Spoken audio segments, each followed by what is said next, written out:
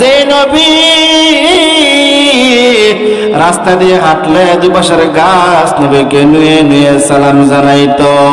ও দুনিয়ার ইমানদার আল্লাহর গোলাম, পয়গম্বর জঙ্গলের মাঝখান দিয়ে হাঁটতেছেন, পিছনে সাহাবায়ে কেরাম, চতুর্দিক থেকে শুধু সালামের আওয়াজ আর সালামের আওয়াজ। সাহাবায়ে কেরাম জিজ্ঞাসা করে, ইয়া রাসূলুল্লাহ, ইয়া হাবিবাল্লাহ, এখানে তো কোন মানুষের সমাগম নয়, সালামের আওয়াজ কোথায় থেকে আসলো? আল্লাহর পয়গম্বর বলেন, আমি নবীর আগমনের কথা শুনিয়া জঙ্গলের বাঘ আমাকে সালাম দেয়, আমি নবীর আগমনের কথা শুনিয়া জঙ্গলের হিংস্র প্রাণীগুলো আমাকে সালাম দেয়, আমি নবীর আগমনের কথা শুনিয়া জঙ্গলের গাছপালা আমাকে সালাম দেয়।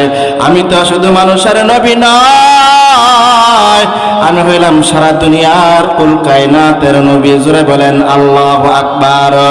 এই জন্যই তো আল্লাহ রাব্বুল আলামিন পবিত্র কোরআন কারীমের মধ্যে ডাক দিয়া বলেন, ওমা আরসালনাকা ইল্লা রাহমাতাল লিল আলামিন।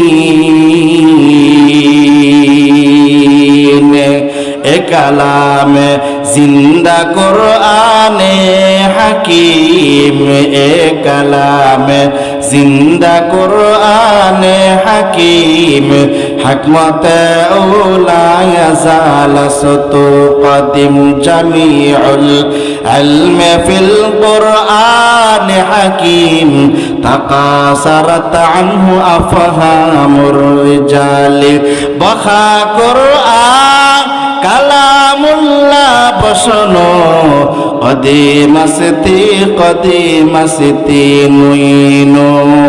বাইরা